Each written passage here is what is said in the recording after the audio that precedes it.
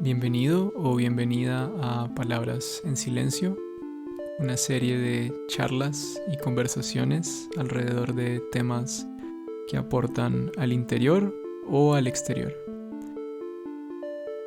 Temas importantes o que al menos una parte de nosotros los considera como tal. En esta ocasión voy a estar hablando con el profesor Erwin Fabián García López, quien se considera a sí mismo como un apasionado aprendiz de la vida. Cuenta con un título de maestría en educación y lleva bastantes años investigando el aprendizaje. Entre los temas que conversamos podrás encontrar a la conversación, al propósito fundamental de la tranquilidad, la transdisciplinariedad y la necesidad de desfragmentar el conocimiento, el rol de las carencias afectivas en muchos problemas que nos atañen como sociedad, entre otros temas.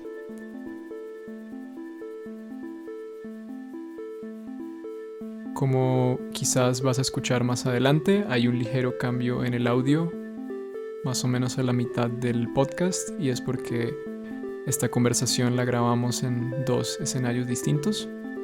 Sin embargo, me parece que la conversación se puede entender como un gran todo, del cual podrás extraer conocimientos y aprendizajes importantes para tu bienestar y una vida más tranquila. Espero que lo disfrutes y gracias por escuchar.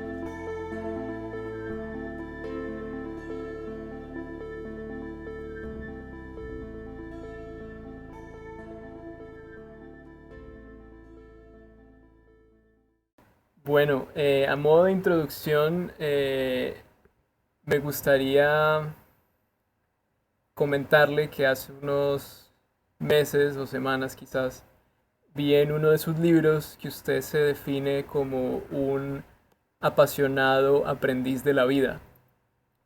Entonces me gustaría que elaborara un poco de qué es ser un apasionado o motivado aprendiz de la vida. Gracias, Juan Felipe. Sí, pues el estar dedicado desde hace ya más de 20 años a estudiar sobre aprendizaje me ha llevado a estar insistiendo que la vida es una oportunidad para gozar, para disfrutar, para aprender. Es una oportunidad para aprender a ser un mejor ser humano, aprender a entender qué es lo que nos dificulta poder disfrutar más esta oportunidad, que es la vida.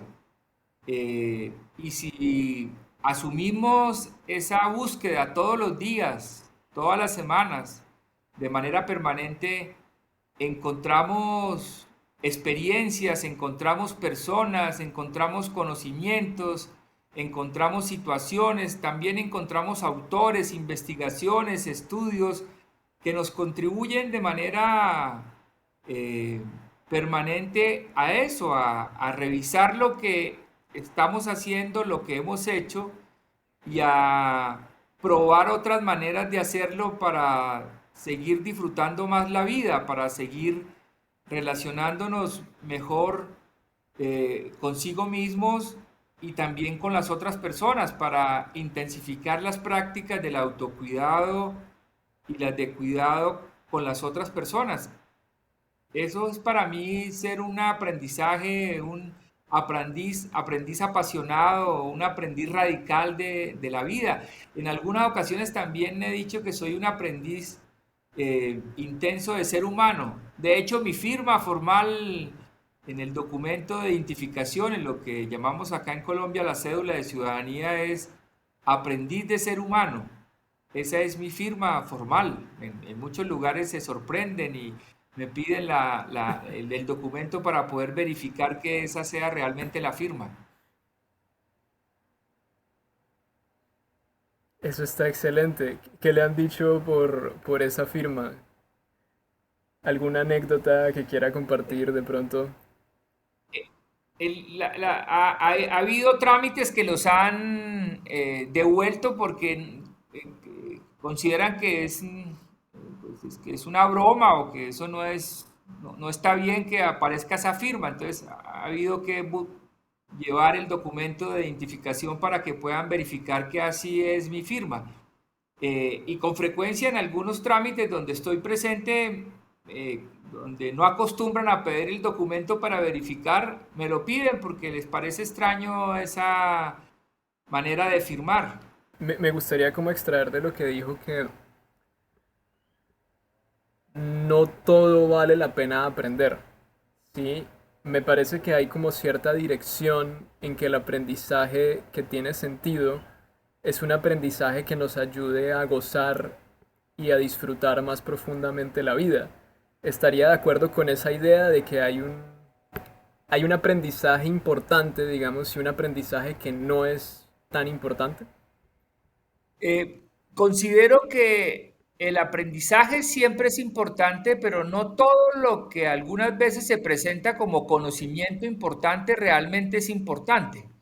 Y sigue estando vigente la necesidad de preguntarse si lo que estamos tratando de aprender es más información o si realmente son conocimientos que pueden contribuir a transformarnos, a cambiar, a mejorar, a entender, como lo decía hace un momento, que hemos estado haciendo de ciertas maneras, nos hemos estado comportando de ciertas maneras, nos hemos estado tratando a sí mismos, a sí mismas de unas maneras y tratando de unas maneras a otras personas que no necesariamente son las mejores maneras, que no, y encontramos conocimientos que nos muestran que hay otras maneras de cuidarnos mejor a sí mismos y cuidar a las otras personas.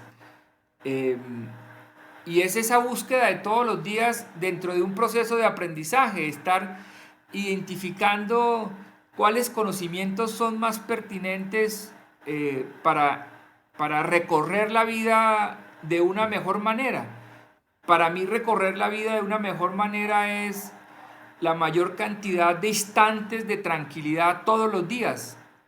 Desde hace una buena cantidad de años, para mí ese es tal vez el principal indicador de bienestar. Es la mayor cantidad de tranquilidad profunda, verdadera, la mayor parte de todos los días. Ojalá todos los días. Claro que hay adversidades, claro que hay dificultades, desde luego que hay problemas, pero aún todo eso, los problemas, las situaciones difíciles, las adversidades se pueden atender de manera tranquila si hemos logrado precisamente conectarnos con esos conocimientos que nos contribuyen para explorar en la profundidad emocional, buscar las causas que no nos permiten vivir realmente en tranquilidad. Me gustaría de pronto precisar o preguntarle a qué se refiere con tranquilidad, porque pienso por ejemplo en una rutina de ejercicio intensa en donde el corazón está latiendo aceleradamente eh, y yo no sé si esa sea de pronto como la idea o el imaginario de algunos de estar tranquilos, o usted considera que uno puede, digamos, estar en ese tipo de actividades en donde, digámoslo así, el cuerpo puede estar estresado, pero uno igual permanece tranquilo. No sabría en este momento, Juan Felipe, identificar con precisión una situación como esa que describe. Eh, Hace más o menos unos 25 años fui adicto a- al spinning, a la cicla estática de gimnasio, eh, en una práctica exigente. Había días en que hacía hasta 3 clases de spinning, porque supuestamente eso me daba tranquilidad. Eh, Y hace 25 años, pues lo que estaba haciendo en ese momento y con base en todo este conocimiento que he estado buscando durante estos años, eh, entiendo ya desde hace bastante tiempo que pues realmente lo que estaba era atendiendo niveles altos de ansiedad de una forma no adecuada y presionando al organismo para que generara dopamina, pero una dopamina que se agotaba rápidamente y por eso en algunas ocasiones tenía que hacer hasta 3 clases al día por la mañana y por la noche de spinning, 3 prácticas de spinning en un mismo día.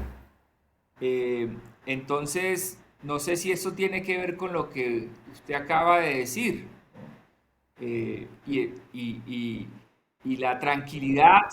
El otro día estuve consultando el trabajo de Bruce Lipton en un video muy corto en donde él distinguía que hay dos tipos de estrés.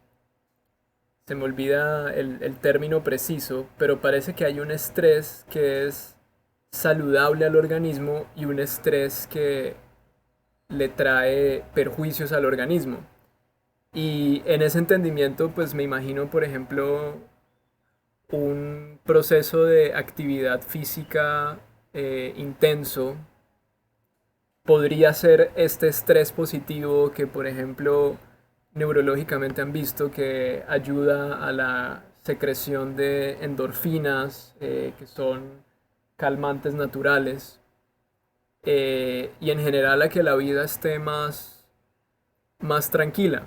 Eh, pero digamos, visto desde más afuera, como desde una línea temporal más amplia. Es decir, claro, en el momento preciso, digamos, el cuerpo puede estar estresado porque está con esta actividad intensa, pero si se ve desde afuera, esa pequeña actividad intensa puede dar un beneficio muy positivo. Sería necesario mirarlo en términos también de escalas, de gradualidades, ¿sí?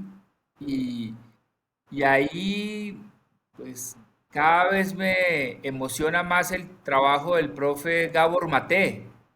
eh, que demuestra que hay una cantidad de prácticas que son adicciones en esta sociedad y que las personas las llaman pasiones. Una de esas adicciones es a la competencia. Eh, yo subo con frecuencia, subo unas 3 veces a la semana. Precisamente le digo a muchas personas que ese es mi ansiolítico principal, subir 3 veces a la semana a Monserrate. Subir caminando, Monserrate en Bogotá, para tal vez esta conversación la pueden escuchar personas que no están familiarizadas con el cerro tutelar de esta ciudad de Bogotá.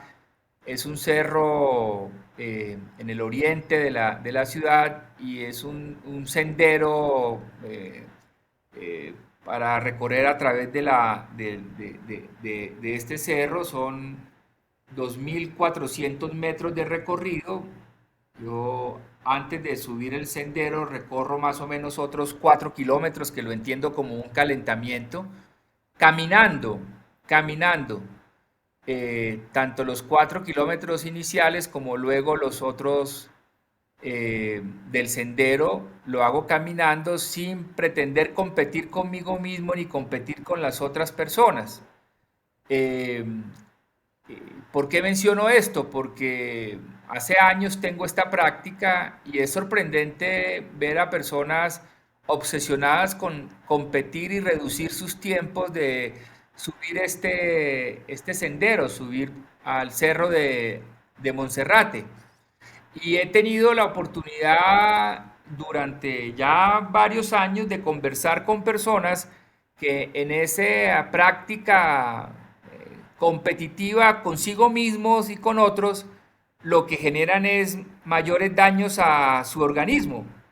Y hoy en día hay muchos estudios que lo muestran, la manera en que están terminando sus vidas, además a muy temprana edad, los deportistas de alto rendimiento, las personas que durante bastante tiempo estuvieron exigiendo su cuerpo en escalas, en gradualidades muy altas. Entonces sería necesario revisar eso en qué escala. También es muy revelador lo que presenta el profesor Gabor Maté en sus trabajos, donde pues hace referencia a muchos estudios eh, que describen con suficiente precisión lo perjudicial del estrés, porque el estrés físico también está vinculado al estrés emocional, ¿sí?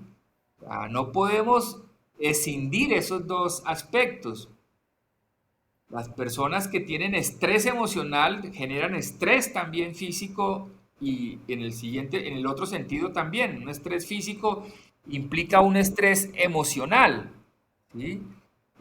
Afortunadamente, para los que quieren saber de estos asuntos, cada vez hay más casos, por ejemplo, de deportistas de alto rendimiento manifiestan públicamente esa combinación y los efectos nocivos que le están generando en sus vidas. Me gustaría de pronto ahí detenerme en el tema de cómo entender entonces una transformación o un aprendizaje hacia mayor bienestar si no estamos en una competencia con nosotros mismos. Si me hago entender, es decir, es como una paradoja o algo muy interesante que a mí personalmente me fascina y es, hay algo muy valioso y que yo estimo en cada día intentar de ser mejor persona. De hecho, por ejemplo, llevo un journal, un diario en donde escribo todos los días que también manejé la avaricia, que también manejé la rabia, y numéricamente, ¿sí? El tema es como en qué punto eso se puede volver como nocivo, digamos, en donde ya hay demasiado estrés por no cumplir con las propias expectativas. Pero también al mismo tiempo hasta cierto punto es bueno guardar las expectativas como de reojo, como tenerlas en cuenta, pero como que no aferrarse tanto a ellas. Esa sería como mi intuición en este momento. No sé usted qué piense como de eso, en dónde guardar las expectativas o los ideales con el proceso de aprendizaje de uno mismo. Sí, eh, quizás esto tiene que ver con esa diferenciación de conocimientos de mayor relevancia o de menor relevancia, ¿sí? Eh, si podemos identificar y inclusive entender y hasta llegar a estar de acuerdo en que la tranquilidad es un propósito fundamental en la vida cotidiana, entonces preguntarse qué conocimientos contribuyen a dar pasos en cada presente, en cada momento de la vida para avanzar en ese propósito o expectativa, como usted lo acaba de mencionar, de lograr mejores niveles de tranquilidad. Y entonces ahí es pertinente la pregunta si competir consigo mismo contribuye a realmente dar pasos concretos, ciertos, en ser más tranquila, más tranquilo en cada momento, en cada presente, ¿sí? Y lo que he encontrado durante bastantes años de observación sobre este asunto es que las personas que compiten consigo mismos no están contribuyendo en esa posibilidad permanente de tranquilidad, ¿sí? Porque competir consigo mismo también implica eh, compararse con otros parámetros del entorno, del ambiente, ¿sí? Y ahí pues es necesario preguntarse qué es lo que están buscando esas personas que están compitiendo consigo misma y compitiendo con otros. ¿Qué están buscando?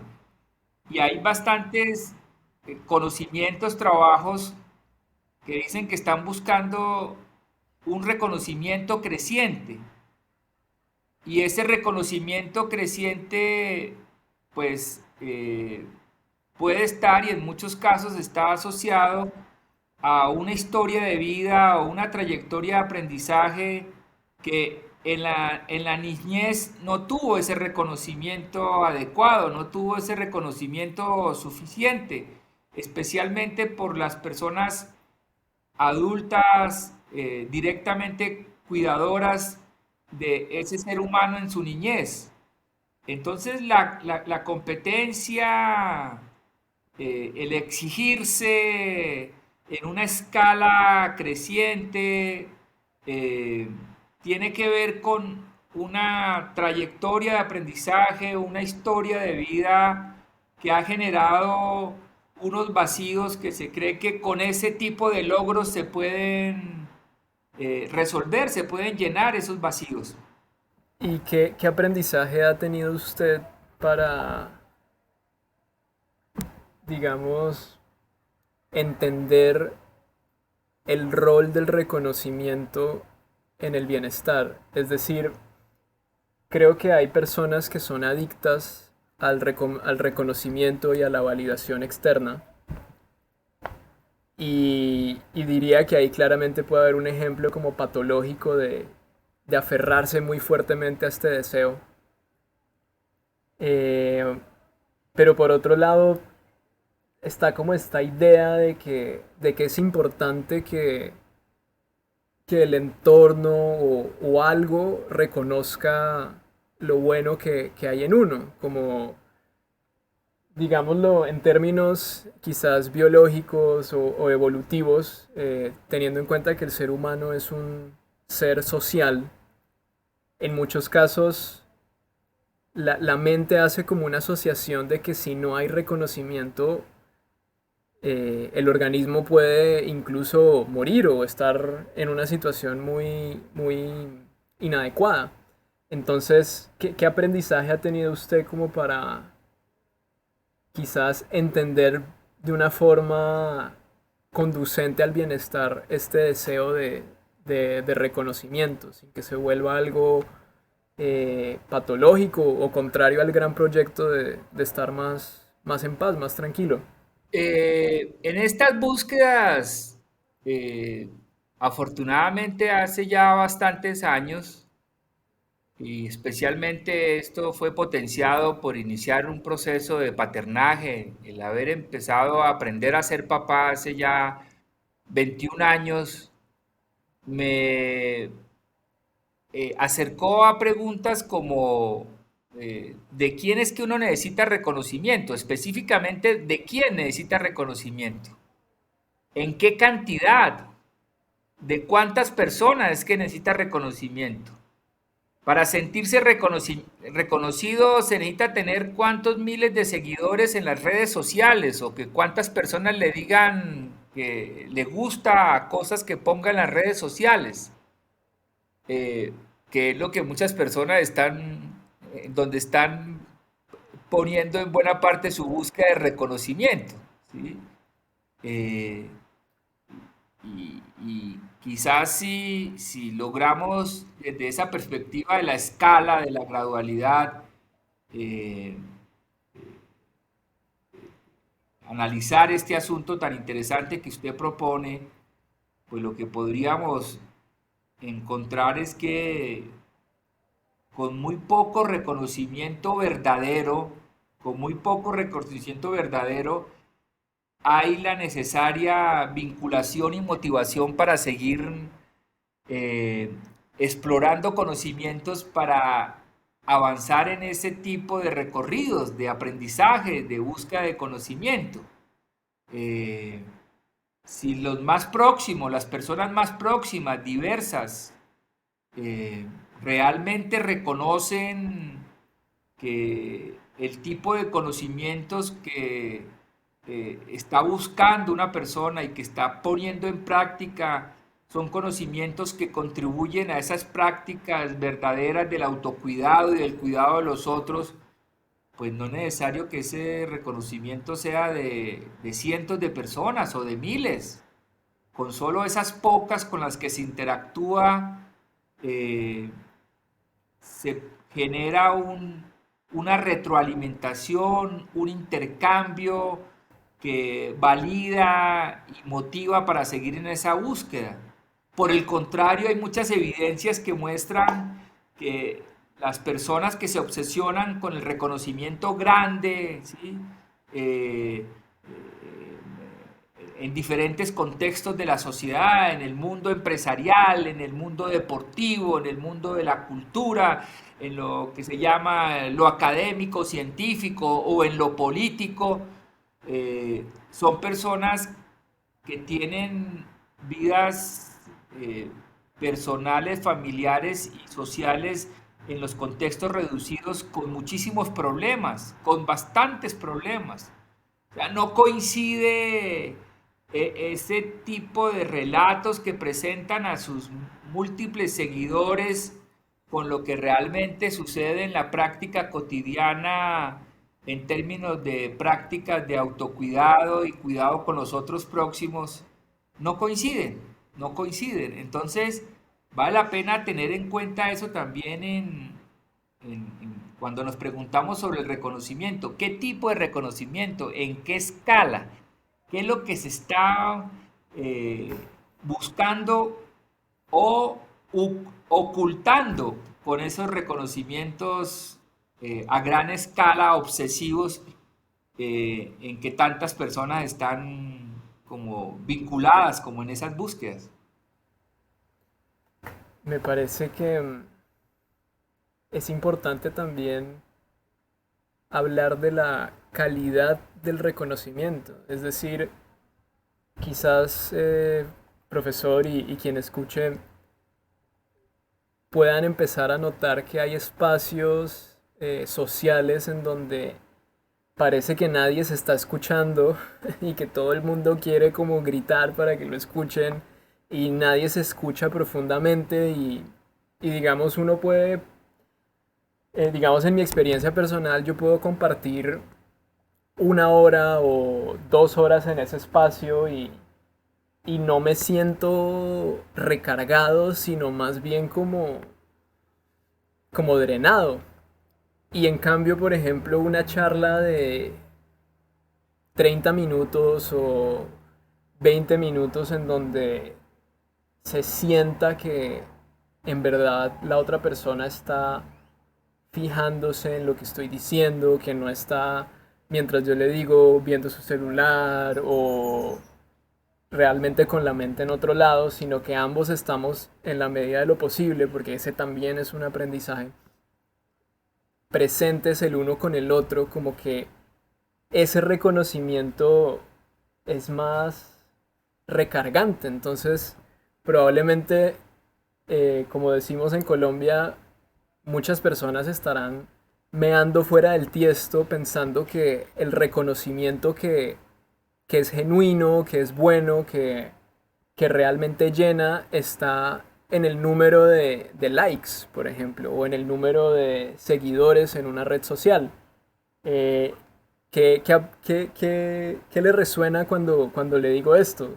Sí sientes también esa, como esa cualidad de recargarse en espacios en donde realmente las personas están escuchándose. Mientras que lo escucho con mucha atención, pienso en diversos trabajos sobre la conversación. ¿Qué es la conversación? Uno de esos trabajos estupendos que ojalá muchas más personas le den una buena oportunidad es el realizado por uno de los principales científicos latinoamericanos, Humberto Maturana, sobre qué es conversar y la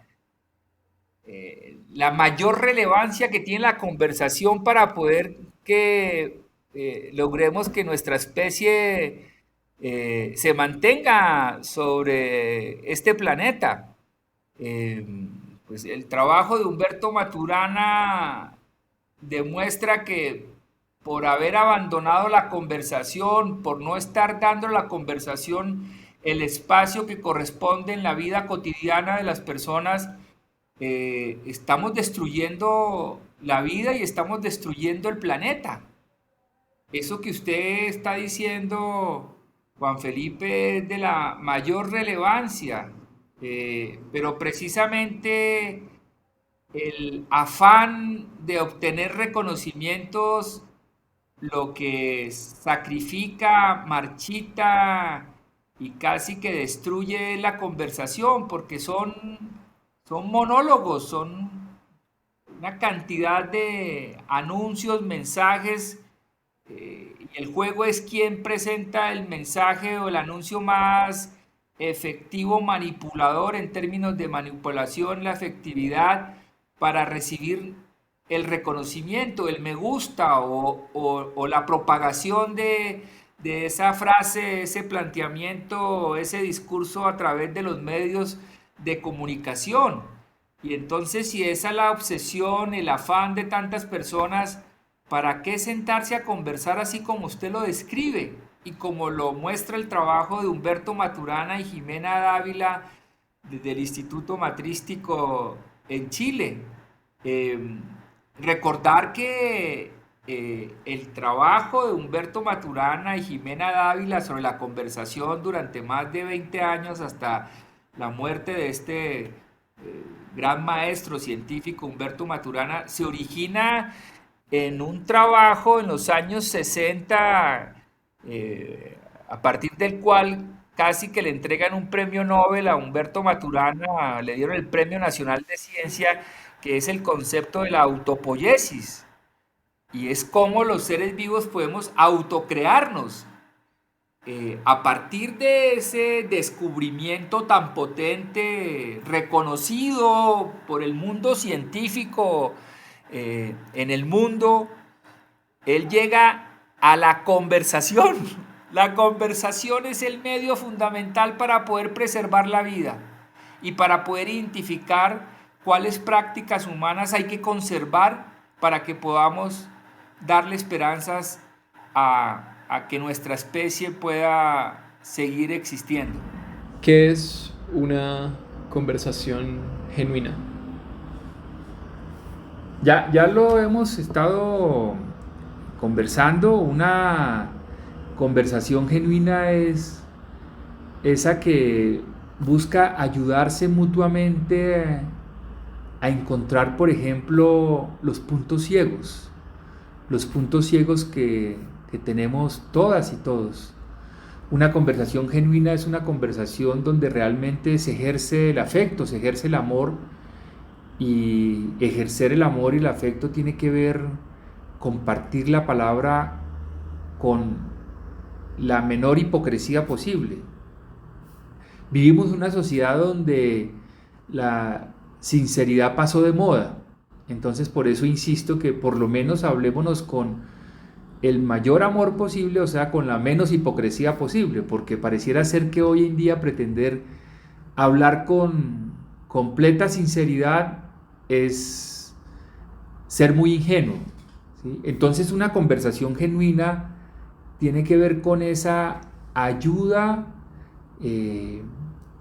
verdadera, amorosa, para encontrar los puntos ciegos, lo que no alcanzamos a ver por nuestra propia cuenta. Inclusive cuando estamos en ejercicios conscientes de autoobservación, no logramos ver aspectos nuestros que son necesarios tenerlos en cuenta para poder entender mejor nuestros comportamientos y lo que nos sucede.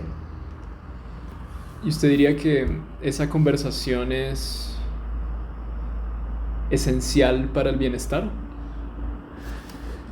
Estoy buscando una palabra que sea aún más relevante que esencial, es fundamental, ¿sí? Si recuerdo bien, ya lo mencionaba, lo conversábamos, el trabajo de Humberto Maturana, pues un científico de este rigor haberse dedicado sus más de últimos 20 años de vida a trabajar sobre la conversación y el efecto que genera la conversación, las buenas conversaciones. ¿Qué son una buena conversación? Estudiar de forma rigurosa, científica, ¿qué es una conversación? ¿Cómo será de importante la conversación? Que hay científicos estudiando sobre la conversación y la conversación como medio fundamental para el aprendizaje, como medio fundamental para poder identificar cuáles son las prácticas, en el caso de nosotros los animales humanos, las prácticas humanas claves de conservar para poder garantizar que nuestra especie pueda seguir existiendo y que exista en condiciones reales de bienestar. La conversación como medio fundamental para construir bienestar personal y colectivo, bienestar común, bienestar comunitario.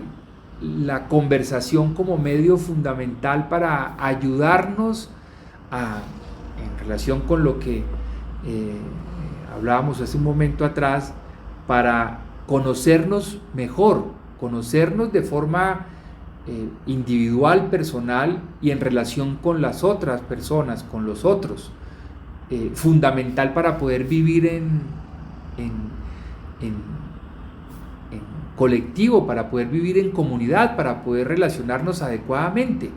Si miramos con detenimiento algo que está ausente permanentemente en las relaciones conflictivas, en las situaciones de maltrato, hasta violentas, es la ausencia de la conversación.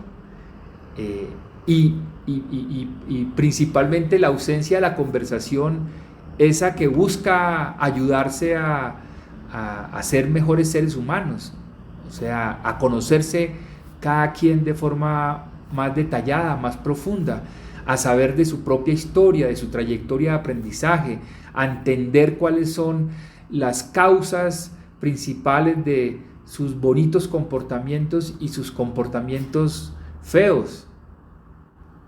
Por eso es tan importante la conversación.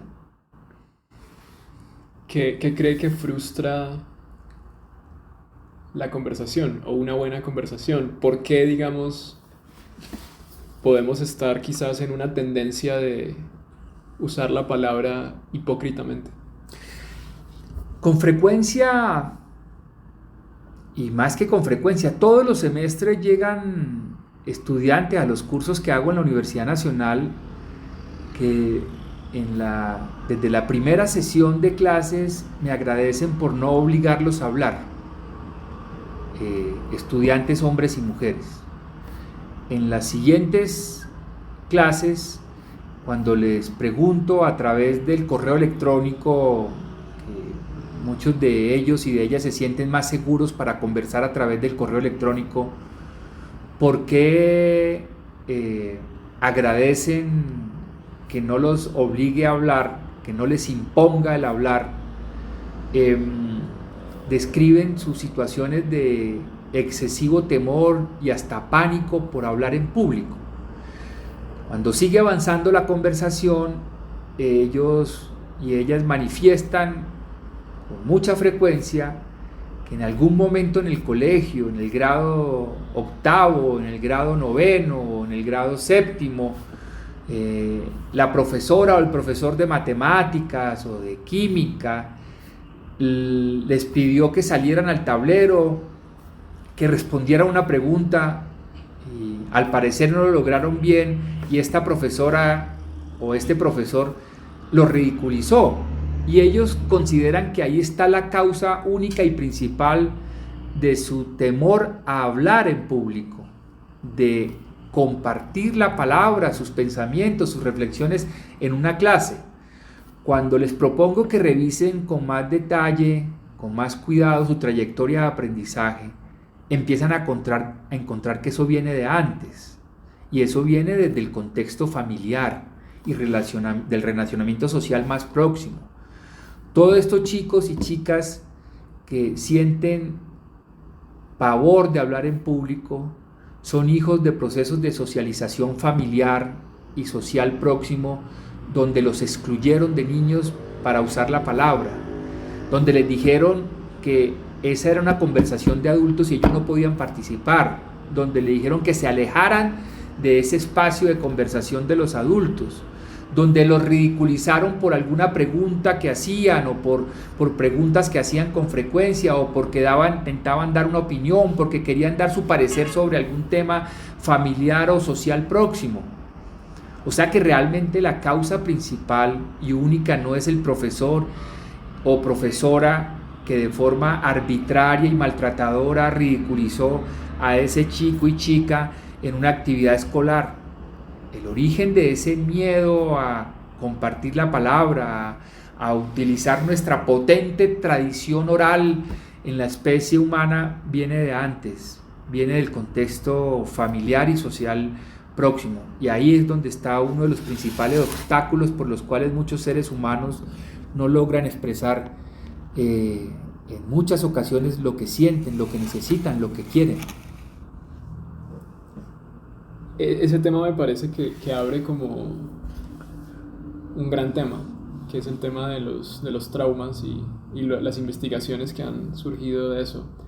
Antes de meterme a ese tema, quisiera de pronto aquí traer alguna voz que de pronto está presente en la sociedad que dice que estos temas son de psicólogos y que el resto de las personas de pronto no tienen como la capacidad para hablar de estos temas así. ¿Qué respondería a esa inquietud o a esa afirmación?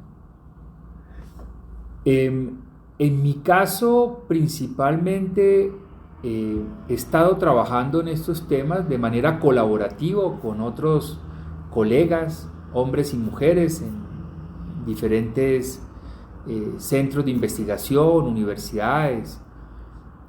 Es desde el campo de la ciencia del aprendizaje, que considero que contribuye con revelaciones muy potentes para entender las causas principales de los problemas más graves que vivimos.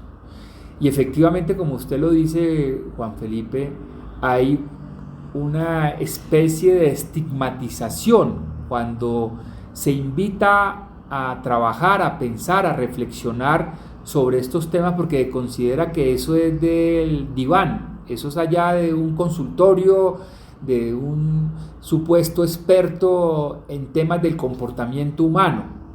En esta costumbre aún tan generalizada de nuestra sociedad y del mundo de lo académico y lo científico, de fragmentar el conocimiento, de creer que el conocimiento está dividido en disciplinas, ¿sí?, que son un mecanismo para precisamente disciplinar, o sea, para hacer obedientes a las personas, se nos dificulta y se le dificulta a muchísimas personas que toman decisiones bien importantes en la sociedad en diferentes campos y contextos, entender que todo tema importante, realmente importante para ser entendido con la suficiente precisión, no con total precisión, porque todo es complejo, tiene diversas variables, no logramos agregar todas las variables y poderlas interrelacionar y observarlas y poderlas detallar en cada uno de los casos de estos temas más importantes, pero aún dentro de esa complejidad y en esa complejidad queda en evidencia que necesitamos abordar todos esos temas desde enfoques transdisciplinares. O sea, necesitamos hacer un ejercicio para derribar permanentemente esos muros tan fuertes que nos ha creado la fragmentación del conocimiento. Cuando estamos hablando de la interacción, el comportamiento de los seres humanos y su interacción, no estamos hablando solo del campo de la llamada psicología, estamos hablando de la bioquímica, estamos hablando de la sociología, estamos hablando de la historia, estamos hablando de la física contemporánea, estamos hablando de todos los campos del conocimiento que necesitamos recurrir a ellos para poder entender de mejores maneras los problemas que estamos viviendo y por lo tanto identificar las causas prioritarias para intentar dejar la costumbre de estar destinando la mayor cantidad de tiempo y energía es a los síntomas, a los efectos de los problemas que vivimos, y vivimos aplazando permanentemente el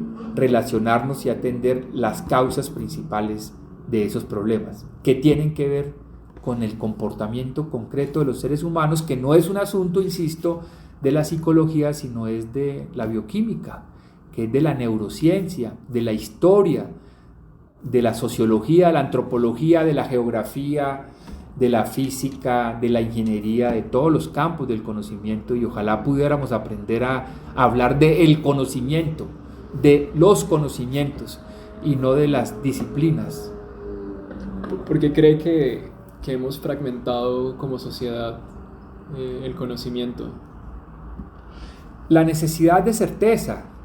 Ya hay bastantes maestros y maestras científicos que lo han venido demostrando desde hace muchos años.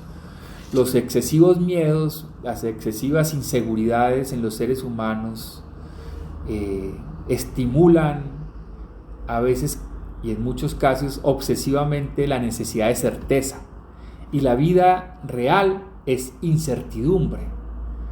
Si miramos desde una perspectiva epistemológica del conocimiento, la creación de las disciplinas que son mucho más recientes en comparación con el estudiar la vida, el de buscar conocimientos para entender la vida, el de buscar conocimientos para entender problemas de la vida y de la sociedad, ¿sí? Eso sucede desde antes de la preconfiguración de las disciplinas, es precisamente originadas por esa situación que vivimos, que viven muchos seres humanos, por circunstancias de nuestra historia familiar, social, territorial, nuestra trayectoria de aprendizaje, volvernos obsesivos con la certeza. Entonces las disciplinas acotan, fragmentan el conocimiento, arman un instrumental, ¿sí?, conceptual, una serie de categorías, unos elementos técnicos de esas disciplinas para supuestamente desarmar, ¿sí?, para desestructurar, para poder diseccionar, ¿sí?, las situaciones complejas de la vida, las situaciones complejas de la sociedad, para buscarles una solución desde esos campos disciplinares. Y cada vez hay más evidencias que muestran que es imposible. Es imposible. Cuando vamos a estudiar el corazón y lo sacamos del organismo humano, ya no estamos estudiando el corazón. Ya estamos estudiando otra cosa que no es el corazón, porque el corazón hace parte de un sistema, de un organismo, y cuando lo excluimos de ese sistema complejo, de ese organismo, ya estamos estudiando es una parte reducida de ese organismo y no podemos entender el conjunto de relaciones, de interacciones que tiene esa parte de nuestro organismo.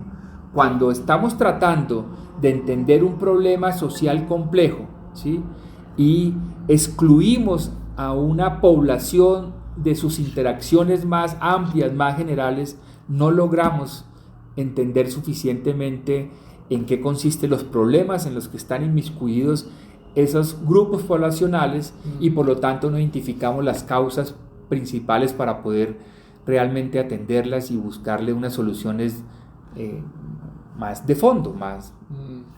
Yo creo que el tema de la certeza es muy importante. Hace unas semanas estaba con mi abuela en una notaría haciendo un trámite administrativo, y una señora se sienta al lado de ella y le dice que en su vecindario la gente se está muriendo por la vacuna del COVID. Y lo decía con una certeza de que eso era así, que la gente se estaba muriendo por el tema de la vacuna del COVID. Cuando yo escuché eso, las preguntas que a mí me surgieron eran, por ejemplo, hacerle la pregunta, ¿cómo determina que la muerte de esas personas se haya dado por el tema de la vacuna? Digamos, sintiendo y leyendo un poco el ambiente, me di cuenta que no era el momento para conversar, entonces terminé no haciéndolo. Pero esa interacción me dejó con una reflexión, y es, digamos, si bien yo creo que el conocimiento también debe ser transdisciplinar, me parece que sí debe haber un respeto hacia lo que es cierto, o al menos a la búsqueda de lo que es cierto. O sea, tiene que haber, me parece a mí, una devoción o un impulso para llegar a lo que es cierto, por más de que si llegue luego a lo que yo creo que es cierto, luego salga otra cosa que me diga que no es tan así.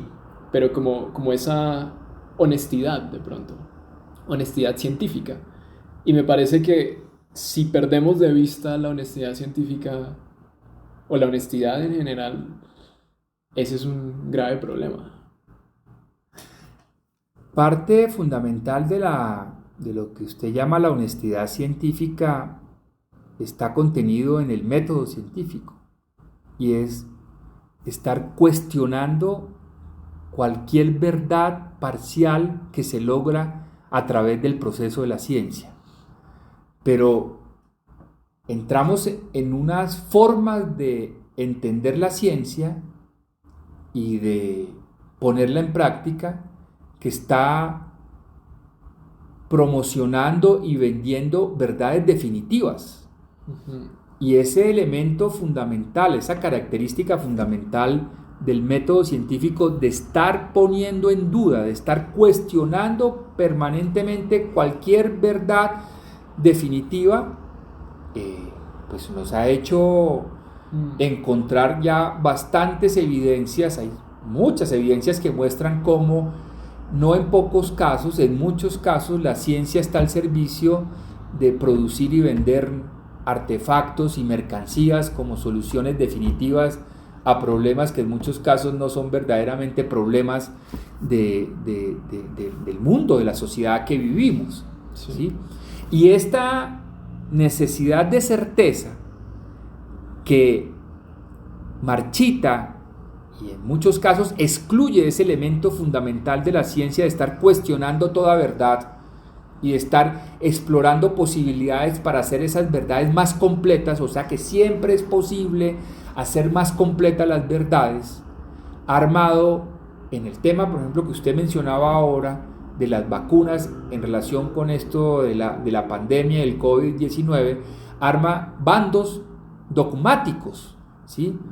Desde la ciencia oficial que dice que la vacuna es la solución y que todos y todas están obligados a ponerse la vacuna, y los que dicen todo lo contrario, ¿sí? Que ese planteamiento desde la ciencia oficial y de la OMS está al servicio de unas corporaciones empresariales que están definiendo y puesta en marcha de la llamada plandemia, ¿no? Los que hablan de la pandemia y la plandemia. Y entre esos dos bandos se pierde el principio fundamental de la ciencia, que es estar poniendo en duda las verdades definitivas. Entonces la verdad definitiva de la vacuna como la solución, ¿sí? O la verdad definitiva de la vacuna como la encarnación del diablo, las dos han perdido la posibilidad de seguir cuestionando los avances, los hallazgos de la ciencia, las verdades parciales, para seguir encontrando otras posibilidades.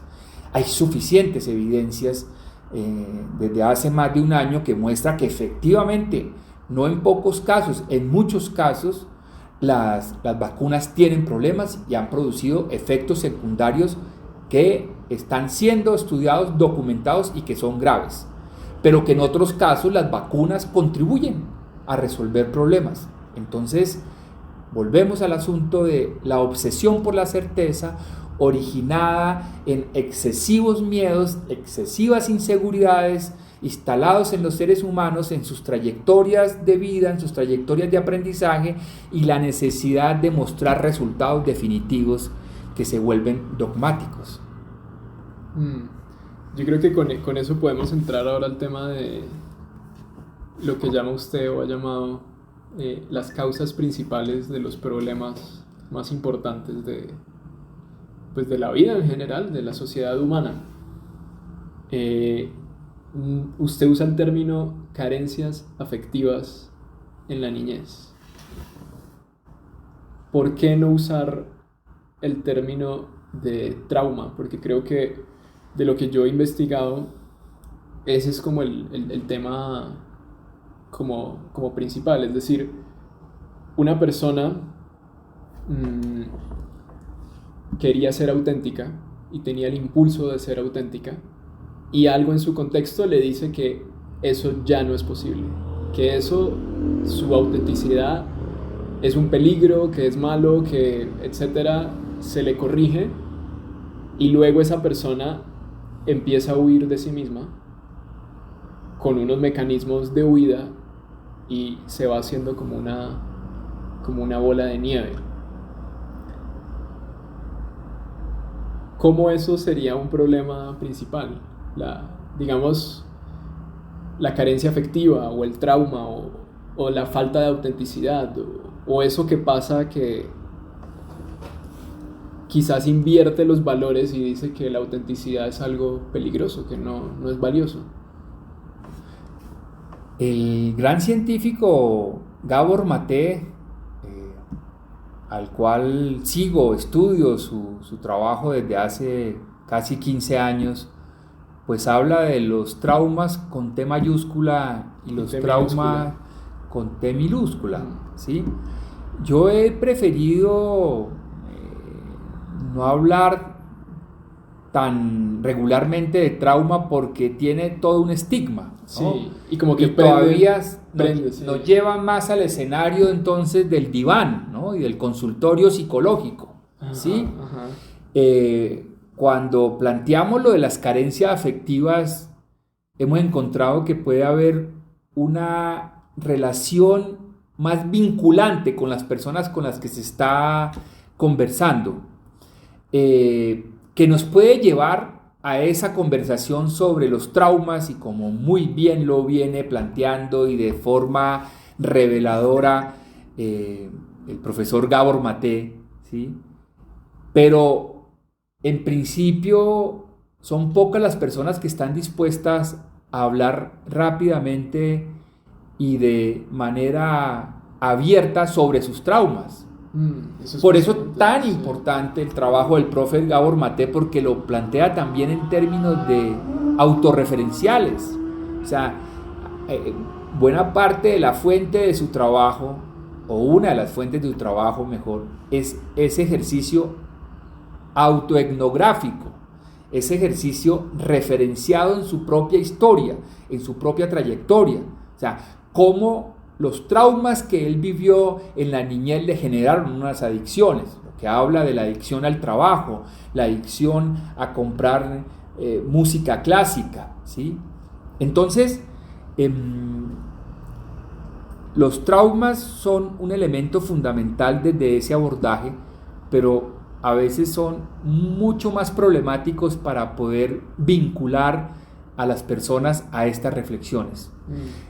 El de las carencias afectivas toca unas fibras que si bien son profundas, no generan un rápido bloqueo, porque por más que nos hayamos acostumbrado a autoengañarnos tanto, a ser tan hipócritas y además autodestructivos con ese autoengaño y con esa hipocresía, sabemos en nuestra intimidad que tenemos unos pendientes, que tenemos algo que no está bien, y que eso está directamente relacionado con esa dimensión afectivo emocional, ¿sí? ¿Por qué lo de las carencias afectivas? Porque pues la ciencia y lo que en algunos campo se denomina la ciencia del aprendizaje, pero desde una perspectiva intensamente transdisciplinar, muestra que lo que sucede desde la gestación y antes de la gestación, pero que sucede desde la gestación, es fundamental para permitir o reducir los deseables niveles de bienestar de un ser humano.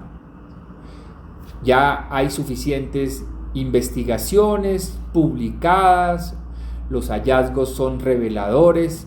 ¿Qué pasa si una madre en su contexto familiar, social, comunitario tiene un proceso de gestación con deseables niveles de tranquilidad, de bienestar? Las evidencias, los estudios, las mediciones muestran que ese bebé nace con un sistema inmunológico fortalecido, es un bebé que va a tener pocas posibilidades de consumos altos de azúcar, es un bebé que, si le permiten avanzar su proceso en la vida de acuerdo a sus condiciones innatas de aprendizaje, puede seguir buscando el conocimiento, claro, de forma colaborativa, en la interacción con otros, con sus adultos acompañantes, con otros chicos y chicas que se relacione desde sus primeros momentos de existencia, va a seguir logrando aprender los conocimientos necesarios que le permitan continuar viviendo en verdadero bienestar. Mientras que una madre que tenga un proceso de gestación en medio de un contexto de alteración, de agresiones, de violencia, sus flujos de cortisol crecen en su organismo y afecta el sistema inmunológico del feto, de ese bebé que está gestando, afecta sus condiciones neuronales. Ese bebé muy probablemente, entre otras situaciones que va a vivir, va a estar propenso a consumir más azúcar para poder estimular su aparato bioquímico que ha sido averiado en ese proceso de gestación. Para poder obtener dopamina le va a tocar comer más azúcar, y luego probablemente va a consumir otras sustancias para poder presionar al organismo que le produzca el placer, la sensación de placer, la sensación de bienestar. Quizás también, y los estudios lo muestran, va a tener afectado su producción natural de serotonina, o sea que el ánimo para poder realizar acciones que le generen bienestar también va a estar disminuido, y por lo tanto tiene que consumir sustancias para que le permita tener el ánimo para moverse, para mover en busca de ese bienestar. Esto es más complejo que estos dos escenarios, es mucho más complejo que estos dos escenarios, pero muestra ¿a qué nos referimos cuando estamos hablando de carencias afectivas? O sea, el cuidarnos, esto en relación con lo que hablamos hace un momento de la conversación, el tener verdaderamente buenas conversaciones, el privilegiar en nuestra sociedad el conversar como lo hablábamos ahora, genera seres humanos más sanos, seres humanos con sistemas inmunológicos más fuertes, seres humanos que tienen la capacidad para seguir utilizando sus elementos innatos para el aprendizaje y acceder a conocimientos que les permiten continuar viviendo en bienestar. Continuar viviendo en bienestar quiere decir vivir en bienestar en el presente, no esto que nos han hecho creer que en el presente hay que sufrir, sacrificarse, autodestruirse para en el futuro tener bienestar. Eso es contrario a todas las evidencias científicas sobre el bienestar y la vida en bienestar en el presente, si a las personas se les garantiza mantener sanas sus capacidades innatas de aprendizaje y de conocimiento para continuar viviendo en bienestar, no para vivir en el futuro el bienestar, sino en cada presente continuar viviéndolo y accediendo a prácticas y conocimientos para fortalecer ese bienestar. Una pregunta muy importante, ya que hablaba usted de la autoetnografía.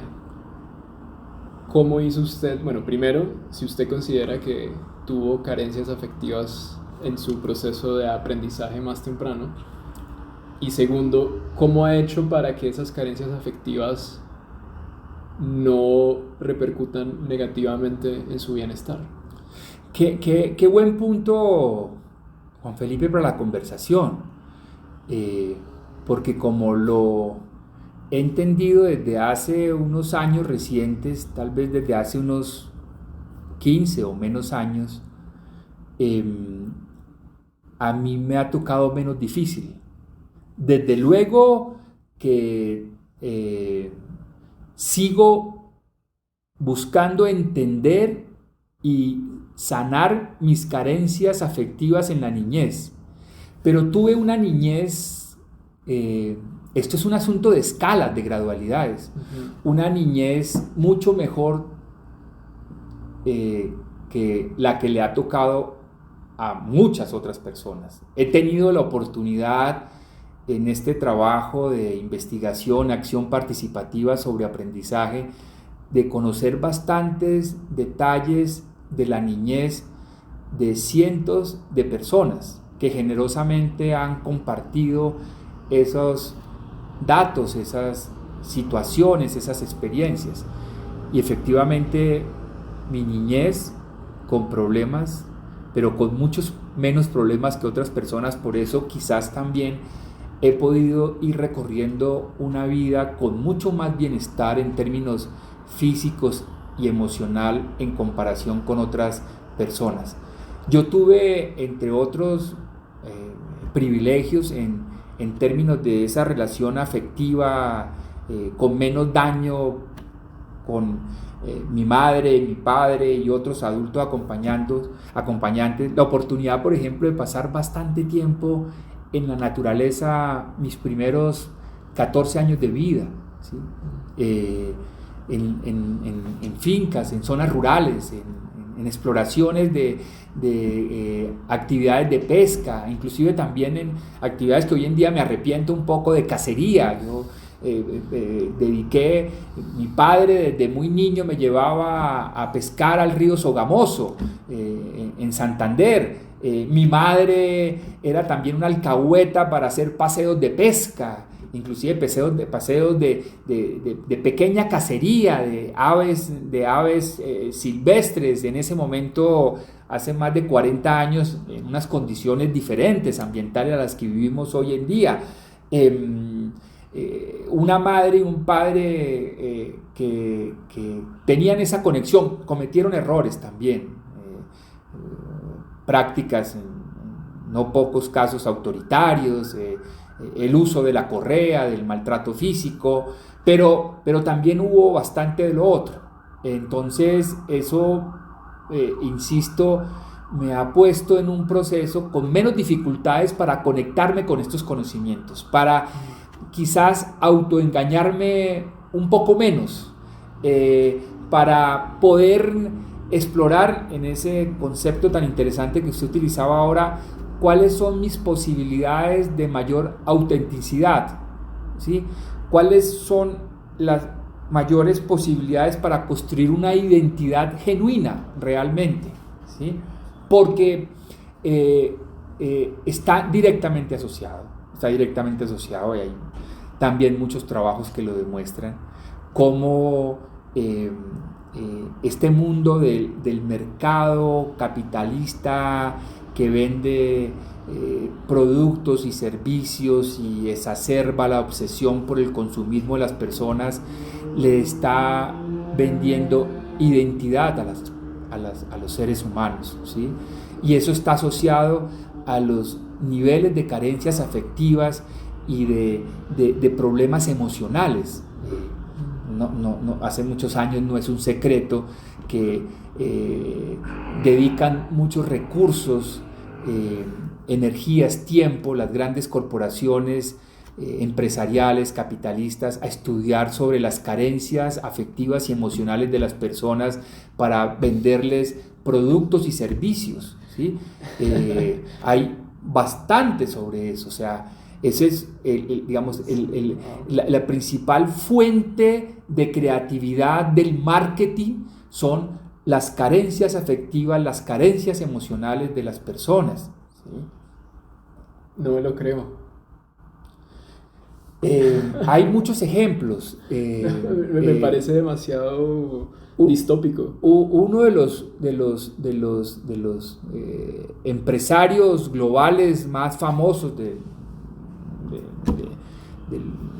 los anteriores 20 o 30 años es el creador de Mac, Steve Jobs. Steve Jobs, ¿sí? ¿Cómo relato esto de forma resumida? Steve Jobs, esta persona, tenía una inmensa vergüenza por su caligrafía.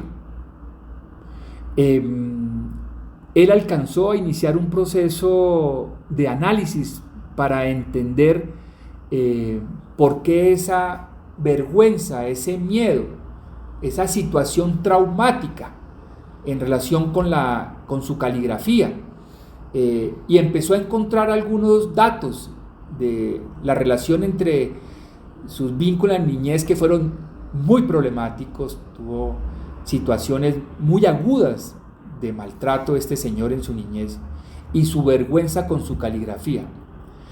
Desafortunadamente, su inteligencia y su creatividad lo llevó a saber que esa era una pandemia.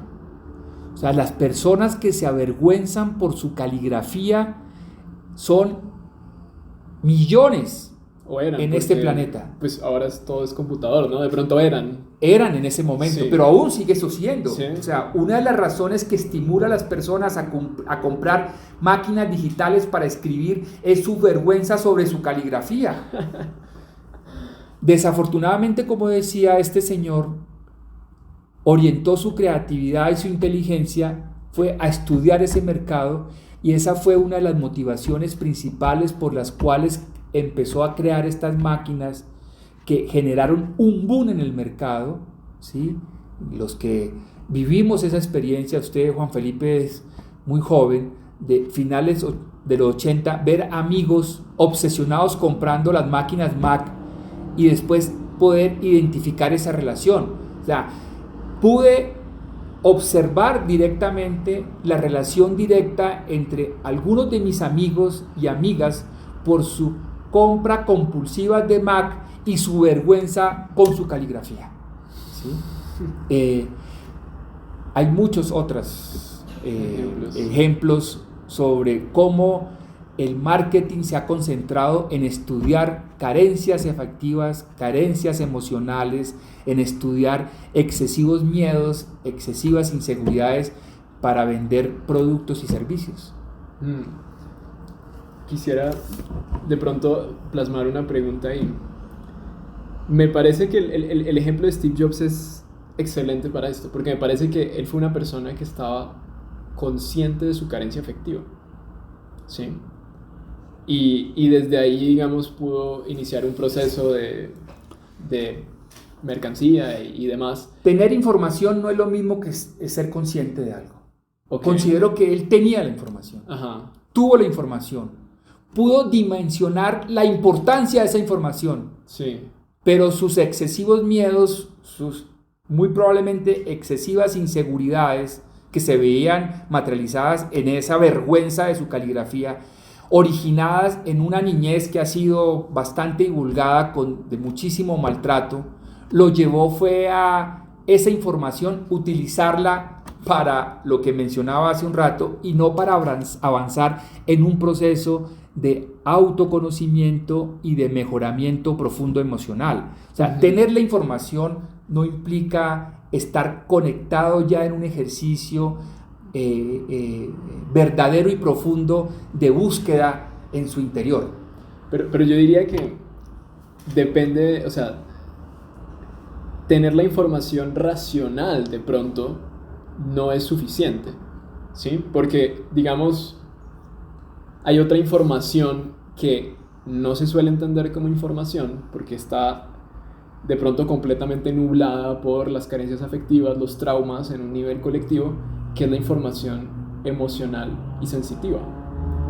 Es decir, probablemente si yo tengo un problema o tuve una carencia afectiva o una inseguridad con mi caligrafía, está primero, digamos, el entendimiento, bueno, puede pasar de muchos órdenes, pero quizás puede estar el entendimiento de, ok, tengo una inseguridad con el tema de la caligrafía, un entendimiento intelectual. Pero luego, si empiezo a permitir que la información emocional de esa carencia, de pronto ahí sí puede haber un proceso de transformación. Lo que pasa es que reconocerse vulnerable y hacerse vulnerable implica enfrentarse a los excesivos miedos y las excesivas inseguridades. Y es muy difícil lograrlo. Muy difícil, claro. Porque como lo plantean algunos autores, autoras, por ejemplo, Casilda Rodríguez, sobre el acorazamiento. Cuando el acorazamiento ha ido avanzando, el acorazamiento como un mecanismo de defensa, ¿sí? El niño que ha sido maltratado no expresa sus emociones porque siente temor de ser nuevamente maltratado. Si expresa sus emociones, entonces lo que va generando es un proceso no de autorregulación, sino de autorrepresión que produce un acorazamiento, y eso va avanzando y hace cada vez más difícil que, aún teniendo la información de las implicaciones emocionales del asunto que se está tratando, pueda generar la conexión interna necesaria para dar un giro en relación a la búsqueda que es pertinente hacer con ese tipo de conocimientos. Y volvemos a Jobs, ¿sí? O sea, su propio proceso preliminar, incipiente, de entender su vergüenza aguda, su frustración por su caligrafía, lo llevó fue a utilizar esa información cuando se enteró que era una pandemia para volverla a una fuente de negocio, de llenar billetes. Muy probablemente, si le hubiera podido empezar a romper esa coraza, esas corazas, si hubiera estado en un contexto en ese momento social, relacional, que le estimulara eso, pues quizás no hubiera hecho tantos billetes, pero muy probablemente hubiera logrado vivir bastante mejor. O sea, los que nos interesan estos temas sabemos que la mayor parte de la vida de este señor Jobs fue un espanto, fue un proceso de autodestrucción y de hacerle mucho daño a las personas próximas a él. Porque ahí ese acorazamiento y esa necesidad de certeza y esa dificultad de relacionarnos permanentemente con la incertidumbre, pues nos lleva por el camino de lo que vemos cotidianamente en esta sociedad, ¿no? Del automaltrato y del maltrato a los otros para tratar de alcanzar las supuestas metas que nos han hecho creer en esta sociedad, que son las que realmente permiten el éxito entendido como reconocimiento, que además no fue recibido, no fue dado oportunamente en la niñez. Y esto es importante también tenerlo en cuenta, quizá ya para otras conversaciones, y es cómo cuando los niños y niñas no son cuidados y reconocidos oportunamente en sus años iniciales, en su vida inicial, luego se obsesionan por estar buscando el reconocimiento donde no corresponde. Esto permite entender bastante bien, también es una conversación que ojalá en otro momento poder desarrollar, características de las personas obsesionadas con el poder deportivo, con el querer ganar, obsesionadas con la competencia, el poder en el ámbito académico, el poder en el ámbito cultural, en el ámbito empresarial, en el ámbito político. Son personas que no tuvieron el reconocimiento, el cuidado, el amor para haber mantenido sanas sus capacidades innatas de autocuidado y cuidado por los otros. Cuando esas capacidades innatas del autocuidado y el cuidado no se preservan, no se potencian en un ambiente, en un contexto relacional, en un ambiente de cuidado, lo que hace es seres humanos que se obsesionan por el poder, como lo mencionaba ahora, los diferentes tipos de poder, la competencia, y avanzan en prácticas autodestructivas y de daño a las otras personas. excelente. Me parece que por ahora podemos dejar por ahí. Creo que ya cubrimos bastante terreno y quizás en otra conversación podríamos hablar de cómo prevenir estos problemas en un nivel social, individual también. Qué bueno, sí, hablar más de como muy bien lo dice también el profesor Gabor Maté, la buena noticia es que todo esto se puede resolver. Sí. Si bien lo hemos tocado de forma rápida en esta conversación, podemos concentrarnos en qué hay que hacer, en qué hay que priorizar la vida de forma cotidiana para poder contribuir mucho más a resolver de fondo nuestros propios problemas y los problemas de nuestro entorno, de nuestra comunidad, de nuestra vecindad. Gracias, Juan Felipe. Con gusto, con gusto.